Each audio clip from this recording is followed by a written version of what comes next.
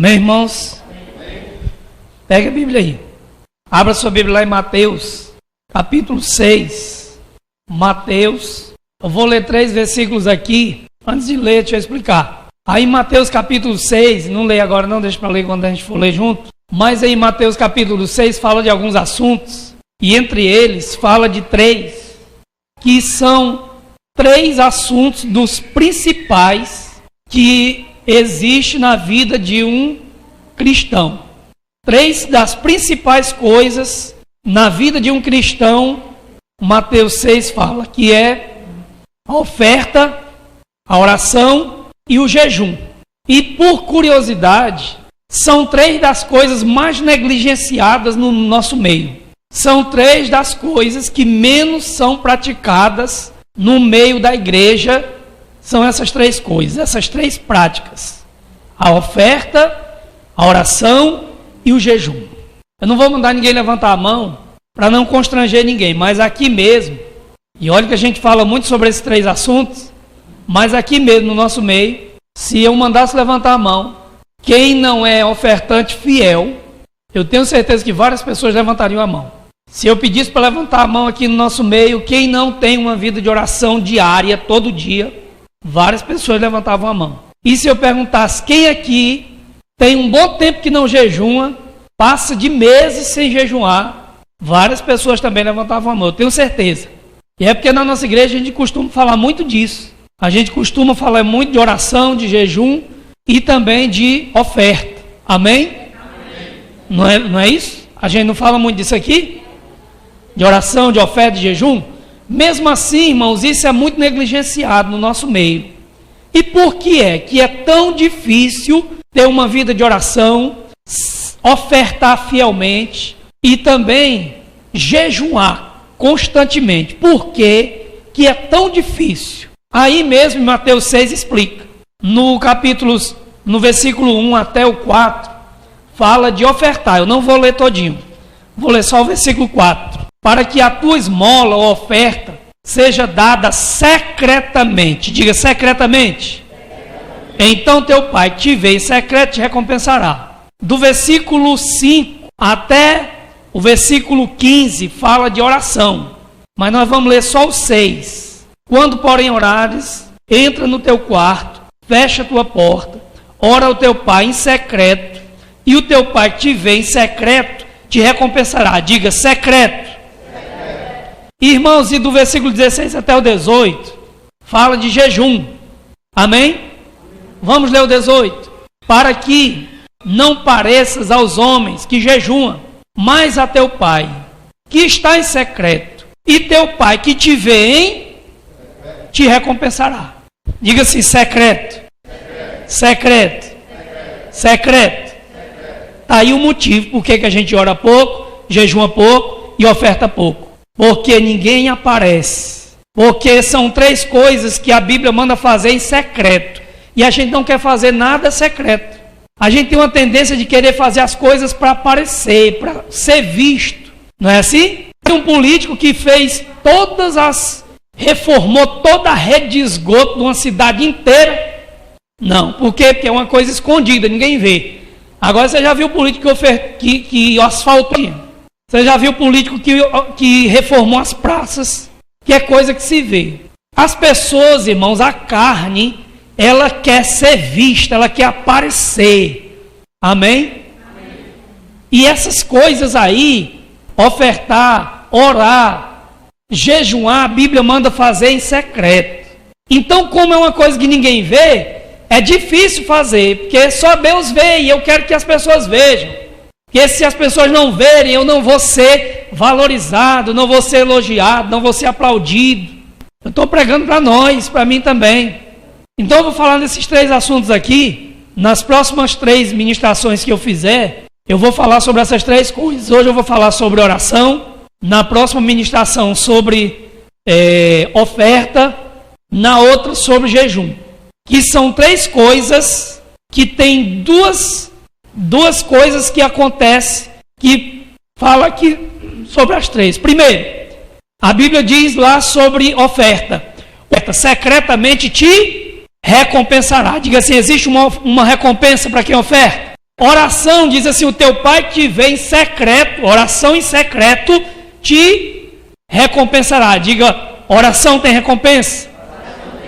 E sobre jejum, a Bíblia diz também que Deus recompensará. Irmãos, apesar de ser três coisas que não é, o homem não está vendo, que não é feito publicamente para aparecer, mas a Bíblia diz que há uma recompensa. Quem aqui gostaria de ser recompensado por Deus? Abençoado por Deus? Então vamos aprender a fazer essas coisas. Que a Bíblia diz que há uma recompensa para cada uma delas. E eu quero falar hoje sobre oração. Diga, há uma recompensa para a oração. Diga, não é de graça. Então vamos lá para Lucas 11. Lucas 11, 1. Tem um versículo bíblico que diz assim, ó: o vosso trabalho no Senhor não é vão, não é de graça. Diga, nada que eu faço para Deus fica de graça. Deus não fica devendo ninguém. Mas nem todo mundo ele paga na diária. Tem gente que ele paga na quinzena, na semana, no mês. Tem gente que ele paga no ano. Irmão Júnior, esse negócio aí. Lucas 11, 1. Um dia Jesus estava orando em certo lugar. Quando acabou, disse-lhe um dos seus discípulos: Senhor, ensina-nos a orar, como também João Batista ensinou aos seus discípulos. Amém? Um dos discípulos disse o quê? Ensina-nos a orar. Diga assim, ensina-nos a orar. Diga de novo, ensina-nos a orar. Eu preciso aprender a orar. Irmãos, eu queria fazer uma observação aqui. Olha aqui para mim. Os discípulos não disseram: Senhor, nos ensina sobre oração. Não foi isso que eles disseram. Eles disseram: nos ensina a orar. É diferente. Os discípulos podiam ter dito assim: Senhor, nos ensina sobre oração. Eu quero aprender sobre oração. Eu quero aprender a respeito de oração. Eu quero entender oração. Eu quero compreender oração. Amém, irmãos? Amém. Geralmente é esse o desejo da maioria dos crentes hoje, irmão. Aprender sobre oração, entender oração, conhecer sobre oração. Mas não era isso que os discípulos queriam. Ele disse: Senhor, nos ensina a orar. É diferente. Quem quer aprender sobre oração está buscando conhecer, está querendo mais conhecimento. Agora quem quer aprender a orar está querendo orar. Os discípulos queriam orar. Eles queriam orar. Então eles disseram: Senhor, nos ensina a orar, porque nós queremos orar. Amém, irmãos? Então nós não precisamos aprender sobre oração, porque aprender sobre oração eu aprendo quando eu oro. Nós precisamos aprender a orar. Como é que eu faço para ter uma vida de oração? Como é que eu faço para ter uma vida de intimidade com Deus em oração? E era isso que eles viam em Jesus, irmãos. Por isso que eles disseram: eu quero aprender a orar. Porque eles viam Jesus falando pouco sobre oração, mas orando muito, às vezes noites e noites inteiras. Jesus não falava muito de oração, mas ele orava muito. Amém? Hoje a gente fala muito de oração, ouve muito sobre oração e ora pouco. Inclusive hoje eu quero corrigir esse erro e terminar rapidinho essa palavra para a gente praticar o que a gente está ouvindo aqui. Orar. Lá em Mateus 6, voltando para lá, Mateus 6, versículo 5 em diante. Quando orares, não seja como os hipócritas, que gostam de orar em pé nas ruas, nas sinagogas e nas esquinas das ruas, para serem vistos pelos homens. Amém? Diga que se os fariseus gostam de ser vistos pelos homens, mas a Bíblia diz que o crente, Deus vê ele orando em secreto. O homem não vê, mas Deus vê e recompensa ele. Em verdade vos digo que já receberam a recompensa. Quando, porém, orares, entra no teu quarto, fecha a tua porta, ora ao teu pai que está em secreto, e o teu pai que vê em secreto te recompensará. Diga assim: o homem não está me vendo, mas Deus está, e Ele me recompensa quando eu estou orando em secreto. Mas ninguém está vendo eu orando lá no meu quarto. Meu Deus, ninguém está me vendo. Deus está vendo, e Ele vai recompensar, porque Ele está vendo. É isso que a Bíblia está dizendo. Olha, eu sei que ninguém está vendo você, mas eu estou vendo, e é eu que vou te recompensar. Graças a Deus que não existe fariseu no meio dos crentes. Era só no tempo da Bíblia. Não existe mais esse tipo de gente hoje. Não existe mais crente que dentro da igreja é um fogo só, e quando quem mora com a pessoa diz que nunca viu figurão orando. Não existe gente no meio da igreja hoje que na igreja pula, cai, dá cambalhota, faz aviãozinho, profetiza, fala em língua, interpreta, e em casa ninguém nunca viu o sujeito orando. Mas não tem isso hoje na igreja, era só no tempo de Jesus. Na igreja hoje não existe profeta que só profetiza quando está todo mundo observando. Não existe mais na igreja hoje, era só no tempo de Jesus. Hoje é normal a gente ver na igreja um profeta ou uma profetisa discretamente ir no ouvido de alguém e entregar um recado, dar uma revelação. É normal a gente ver isso. A gente não vê na igreja hoje uma pessoa que tem uma revelação, mas só entrega quando todo mundo para de orar. Aí a pessoa, na frente de todo mundo, faz aquele teatro. O Senhor me mostrou isso, isso e aquilo. Não existe isso na igreja hoje. Era só no tempo de Jesus. Amém? Graças a Deus, não tem isso na igreja hoje. Não tem na igreja hoje pessoa que dentro da igreja é uma zoada e ora e faz aquele estardalhaço todinho, e em casa, quando vai orar, dorme mais do que ora. Não tem esse tipo de gente na igreja. Não tem. Não existe isso. Era só no tempo de Jesus, entendeu? E ele está dizendo que está errado isso. Ei, irmãos, você sabe qual era o problema da igreja de Corinto? De Corinto, sabe qual era? Leia lá, 1 Coríntios 12, 13, 14, e você vai entender. Sabe qual era o problema deles?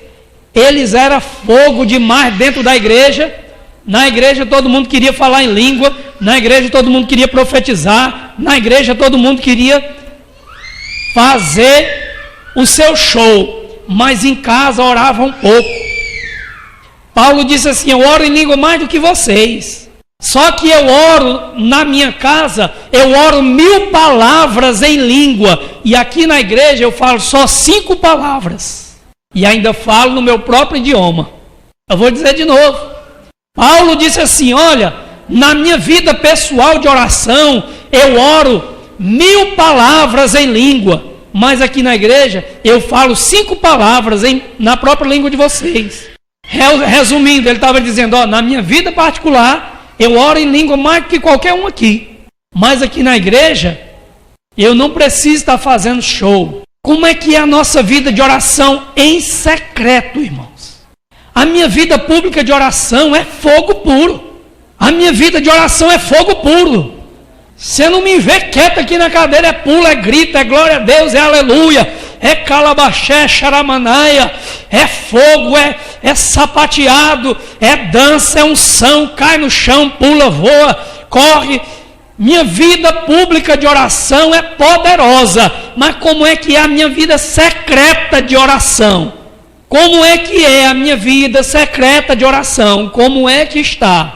Porque a Bíblia diz que Deus recompensa a minha oração em secreto, a minha vida secreta de oração. Porque a vida pública de oração eu recebo a recompensa de vocês, os aplausos. Olha que irmão espiritual. Uma vez eu vi um evento, eu assisti a um evento influenciado por um irmão que não tinha o que fazer, e ele me perturbou até, insistiu até eu ver DVD de um evento que eu nunca fui muito na ilusão. E era um evento muito avivado, muito fogo. E aí eu percebi no DVD uma coisa esquisita. Todo pregador, quando ministrava nesse evento, irmão, era fogo puro. Mas aí, Quando ele estava lá atrás, sentado, e outro ministrando, não abria nem a boca, parecia um bando de padre. Isso me incomodava, eu ficava olhando, rapaz, esse pastor ali não é aquele que pula, cai no chão, sapateia, dança, grita, corre, fala em língua, não é ele não? É, mas só tinha fogo quando era na hora de gravar o DVD dele, para ele ganhar dinheiro. Na hora de gravar o DVD do outro era cara fechada. Mas na hora de gravar o DVD dele, ele tinha que fazer o teatro, senão ele ia comprar o DVD do homem, igual um padre lá no altar, tinha que fazer aquele teatro. Ei, irmão, geralmente, quem fala muito, quem faz muita zoada, muito show, está tentando esconder uma coisa que na verdade não é a realidade. A pessoa que tem uma vida fervorosa de oração, ela vai ter uma vida pública também fervorosa. Eu não estou dizendo que você tem que ficar na igreja morto, ser fervoroso na sua vida particular de oração, não. Eu estou dizendo que nós precisamos ser, na nossa vida secreta de oração, a gente precisa ser do mesmo jeito que a gente é na igreja. A gente precisa orar na nossa casa com o mesmo ânimo que a gente ora na igreja. A gente precisa orar na nossa casa com a mesma animação, com a mesma empolgação que a gente ora na igreja. A gente precisa fazer lá no nosso quarto o mesmo que faz na igreja. Se comportar lá do mesmo jeito que se comporta na igreja. Aí ele diz assim, ó, orando não usei de vãs repetições, como os gentios que pensam que por muito falar serão ouvidos. Não faça como eles, pois vosso Pai Celestial sabe o que necessitais antes que peçais. Amém? Então diga assim, a minha vida de oração secreta precisa ser como a minha vida pública de oração. Quem é que lembra de Jesus fazendo uma oração bonita publicamente? Na Bíblia. As orações públicas de Jesus eram bem rapidinho. Seja curado. Tua fé te curou. Seja feito segundo a tua fé. Vai e fique livre desse mal. Olha o tamanho das orações. Senhor, obrigado porque o Senhor sempre me ouve. E agora o Senhor vai me ouvir novamente. Lázaro, sai para fora. Olha o tamanho da oração, para ressuscitar um morto. Se fosse, irmãos, se Jesus fosse um pregador de hoje, ele tinha chamado a igreja dele todinha, tinha feito 7 campanhas no Monte da Sabiaguaba, depois tinha feito um círculo, botado os irmãos para fazer um círculo ao redor do túmulo de Lázaro, e tinha passado pelo menos assim umas 5 horas gritando e clamando a Deus para Lázaro ressuscitar. Tinha sido essa farofa todinha, e deixa eu dizer, Lázaro estaria podre até hoje, porque é assim que a maioria dos crentes de hoje faz, é zoada demais e poder não existe. Mas irmão, você sabe por que Jesus não precisou fazer farofa? Não precisou fazer muita oração na hora de ressuscitar o Lázaro, porque ele já tinha orado muito, a noite inteira, para quem não sabe. Senhor, o senhor não vai orar quantas horas para o Lázaro ressuscitar? Não, já orei a noite todinha. Agora é só mandar o homem embora. Eu vi um ministro dizendo, irmão, um ministro da palavra dizendo assim, olha, irmão, vamos orar aqui na igreja, porque eu gosto de orar, cheio da unção, e a gente tem que orar. Vamos orar. E aí passou uma meia hora orando na igreja, para poder se encher da unção de Deus, para pregar na unção. Isso está errado. Na igreja não é lugar de se encher da unção de Deus para quem vai ministrar. É para ele já ter orado em casa. Era para ele já estar vindo cheio da unção, já estar vindo no gás, no azeite, para chegar aqui e ministrar a palavra. Não era para chegar aqui vazio ainda e orar para se encher, não. Marcos 1,35. Levantando-se de manhã muito cedo, quando ainda estava escuro, saiu de casa e foi para um lugar deserto e ali orava. Amém? Irmão, se fosse a maioria dos crentes hoje, tinha acordado de madrugada e tinha ficado orando no pé da parede do vizinho. Glória, glória, glória, aleluia, aleluia, aleluia. E fazendo zoada que era para o vizinho dizer, esse crente é de oração mesmo. Vou mexer com ele não, senão eu morro.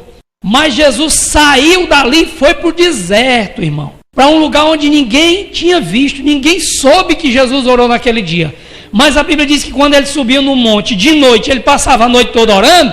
Eu creio que ele saiu aí de manhãzinha para orar, deve ter orado o dia todinho. Amém. Mas ele foi para um lugar deserto. Jesus aprendeu o poder da oração secreta.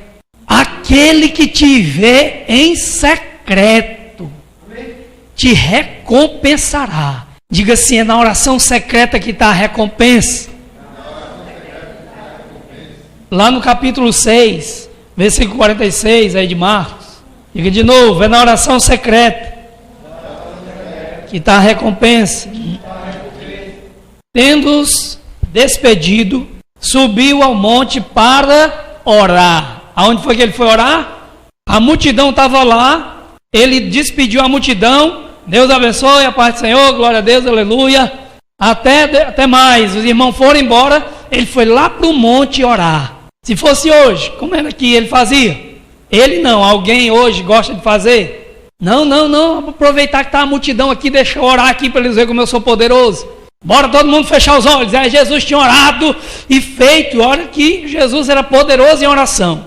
O poder que ele tinha em oração para o homem, ele queria mostrar era para Deus. Aquele que te vê em secreto te recompensará. Deixa eu ir para aquele monte acolá orar sozinho, que é lá que Deus vai ver a minha oração e é lá que ele vai me recompensar. Mais para frente no capítulo 14 aí de Marcos, versículo 32. Vamos já terminar que a gente precisa orar. Foram a um lugar chamado Getsêmani. Jesus disse aos seus discípulos: assentai-vos aqui enquanto eu vou adiante orar. Os discípulos estavam lá e ele disse: fiquem aqui que eu quero orar em secreto. Eu quero orar sozinho. Para Deus ver, é só Deus que vai ver a minha oração. Eu quero que ele veja. Amém? E aí ele foi lá e orou e com certeza foi recompensado. Lucas 4:42. Ao amanhecer saiu e foi para um lugar deserto. A multidão o procurava, vindo a ele, e insistia para que não deixasse. Ele, porém, lhe disse: também é necessário que eu anuncie a outras cidades o evangelho do reino de Deus, porque para isso fui enviado. E pregava nas sinagogas. Mas aqui diz assim, ao amanhecer saiu e foi para um lugar deserto. Versículo 42, amém? Mais um momento que Jesus se retirou para um lugar deserto. Lá em Lucas 5,16. E ele, porém, se retirava para lugares desertos para orar. Lucas 6,12. Naquele dia Jesus subiu ao monte para orar e passou a noite toda em oração a Deus. 6,12. Lucas 9,18. Estando ele orando em particular, diga em particular, estava com ele os discípulos, a quem perguntou: quem diz a multidão que eu sou? Orando em particular. E para terminar, João 6,15. Jesus, sabendo que viriam o fim, proclamá-lo, tornou a retirar-se sozinho para o monte onde orava. Amém? Amém. Pastor, por que é que a Bíblia está dizendo direto aí que Jesus orava no monte? Ele mesmo respondeu, ele disse: as andorinhas têm os seus ninhos e as raposas os seus covis, mas o Filho do Homem não tem aonde reclinar a cabeça. Aonde é que a gente reclina a cabeça? Na cama. Fica aonde? No quarto. Resumindo, Jesus disse: eu não tenho quarto. Por isso que quando disseram: Senhor, nos ensina a orar, ele disse logo: entra no teu quarto. Ele não orava no quarto dele porque ele não tinha quarto. Mas quando ele ensinou os discípulos a orar, ele não mandou: subam no monte. Não, entra no teu quarto. E por que, irmão, que oração no monte, Jesus não ensinou a orar no monte? Porque para você ir para um monte orar, você leva no mínimo 4, 5 horas. 2 horas para chegar no monte, mais 2 para voltar. Aí você ora 1 hora lá. Aí eu pergunto: quem é aqui que tem 5 horas por dia para ir no monte orar? Só se você estiver desempregado, mas se você trabalhar, você não tem. E no seu quarto, você tem 40 minutos para orar. Você tem meia hora para orar. Você tem 20 minutos para orar. Você tem 15 minutos para orar. Você tem 10 minutos para orar. E 10 minutos vale? Vale. Esses dias eu ouvi uma palavrinha bem rapidinha de um pastor, irmão, que eu achei tremendo demais o comentário que ele fez sobre um versículo bíblico, que diz assim: escreve, pois, a visão, para que até aqueles que passarem correndo possam ler. Que era que a Bíblia estava dizendo, lá em Abacuque falou, estava dizendo o seguinte: olha, eu quero que vocês facilitem a palavra, para que até aquelas pessoas que não têm tempo, que vivem na correria, até elas possam ouvir e entender essa palavra. Quando eu ouvi isso, como eu estou estudando sobre oração, na mesma hora me veio a oração. E para mim Deus falou, olha, é desse jeito que eu quero que aconteça na oração. Mesmo que você faça correndo, mas faça. Jesus não disse, aquele que estiver correndo, nem pare para ler a minha Bíblia não, que eu não revelo não. Ele disse, não, mesmo que você esteja correndo, dê uma olhadinha na Bíblia que eu falo com você. Mesmo que você seja um desses que não tem tempo, que vive, corre para lá, corre para cá, vem para lá, vem para cá, tire um minutinho nessa sua correria, dê uma olhadinha na Bíblia que eu falo com você. Não é porque você fica correndo e não tira tempo para mim que eu não vou falar com você não. Mesmo correndo você vai ouvir e vai receber a minha palavra. E eu trago isso para oração, irmão. Para mim Deus diz assim, olha, mesmo correndo, tire 5 minutinhos ali para orar, que eu abençoo você. Mesmo correndo, mesmo na correria, mesmo na peleja, nessa confusão que é o mundo hoje, sem tempo, tire minutos, mas ore. Amém? Diga assim, Deus recompensa a minha oração, mesmo que seja correndo. Mesmo que seja correndo, Ele lhe recompensa. Não caia nesse engano não, eu não tenho 1 hora para orar. Se eu tivesse 1 hora para orar, eu orava 1 hora. Deixa eu lhe perguntar, o que é melhor, orar 5 minutos ou não orar de jeito nenhum? Então ore, se você só tem 5 minutos. Agora se você